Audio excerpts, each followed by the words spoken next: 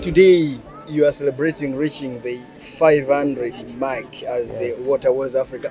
Firstly, how does it feel?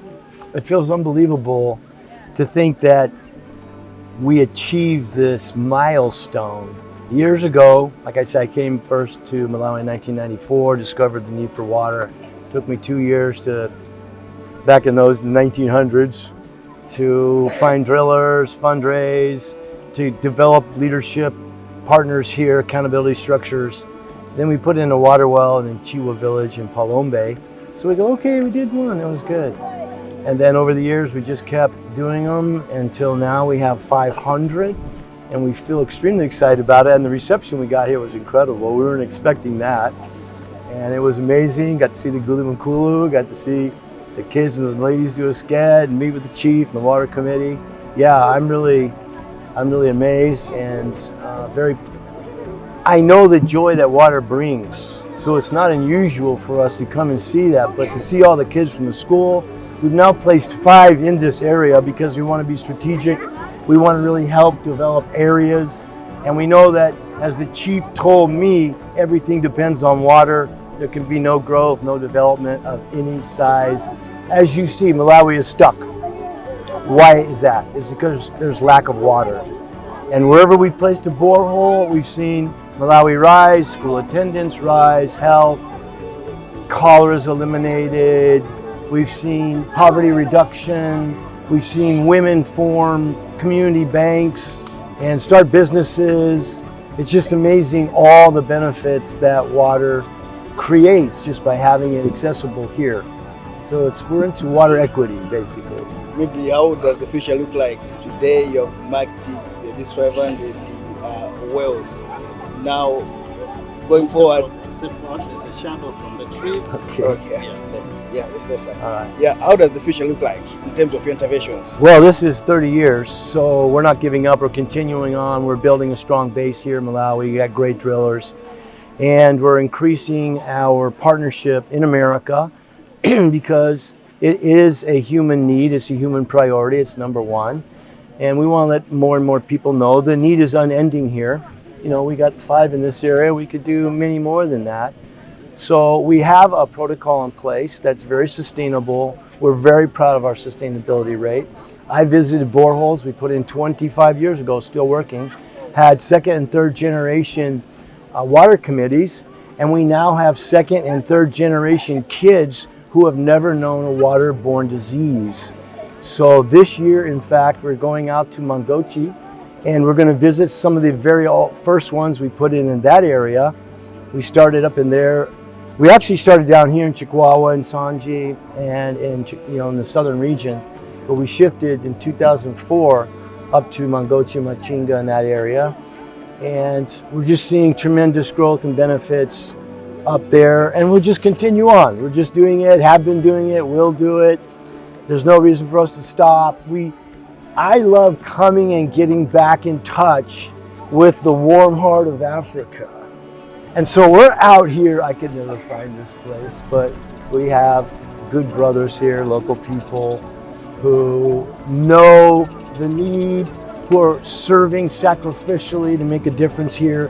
This is not the easiest place to work, but because I've been coming for so long, these young kids who are in high school are now a part of our local community and local efforts. So, we've got people that I've known for 25 years that are all good friends of mine and other families, see them get married, raise kids. So we have a very sustainable structure in place.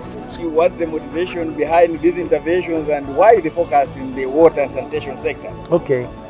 So, as I said, back in 1994, there was a lot of interest in Africa and people wanted to see what they could do. There was a civil war taking place in Rwanda.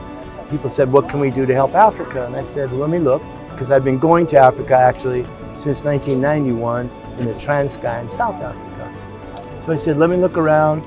We couldn't get into Rwanda, it was impossible. So I said, let me see what else we can do.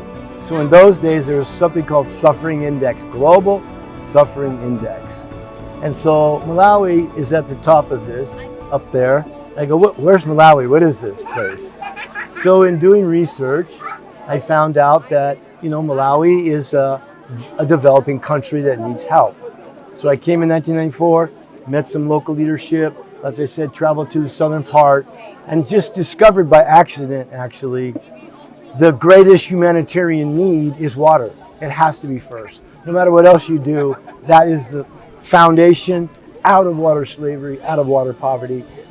In 30 years in coming here, you can see that development is stuck without water. But I know after 30 years, in the village, boots on the ground, talking with thousands of people, thousands and thousands and thousands of people, that water is the very basic human right and human need.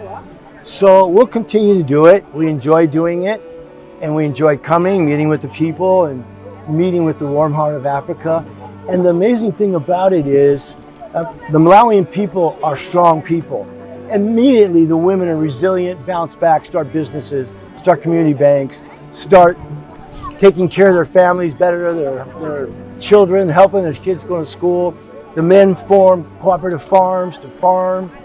And we started putting boreholes in schools in 2020 to help schools reopen after COVID. So in coming back and visiting schools, we found out that the missing link in child education is water.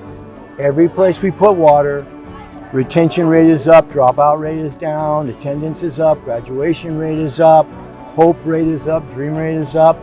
We've just seen so much. In one school, attendance is tripled.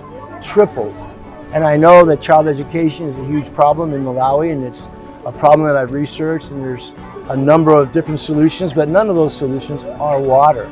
So I want to encourage anyone who can hear this to understand that girls cannot go to school without water.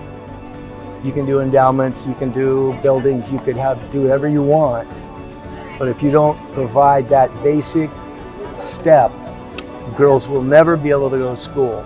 But what we found is in every school we placed a borehole, girls immediately compete academically with boys, and girls come in massive numbers to school. So we feel like we've really found a part of the solution anyway to the child education challenges that Malawi is facing at this time. So another new program we just started is called the Blossom Project, because now we have thousands and thousands of girls coming to school who are never able to. But girls have a biological need that they have to face every month. And some of the schools we go to don't have latrines, or they have just a grass shack with a little hole in the ground, or some grass walls with mud on it. So I sent my guys, who are amazing, to do some work on researching what it would take to make changing rooms. So we've now done 6 changing rooms in very remote places. So our girls coming to school, we want to keep them in school. And the girls are so amazing, anybody cares about them for their health and their dignity and their biology. So that's a new program that we just started. And so we feel like the future is bright for us, and we want to continue to help and do what we can, not only keep kids in school, but to make families stronger. Men have told me, women have told me, endless villages I've been to, our husbands used to beat us. Really? We'd be gone so long, we'd come back with a bucket of water, and we could be beaten. So I asked the men, did you beat your wife? Yeah, we did. How about now? No, we don't do them anymore. So there's so many benefits to water that are invisible, that can't be seen, but just the family dynamics has improved, and so many other areas of life. We're always discovering the benefits of water. So yeah, we're motivated, we're happy to do it, and we're going to continue to do it. Zoom, I mean. Zi como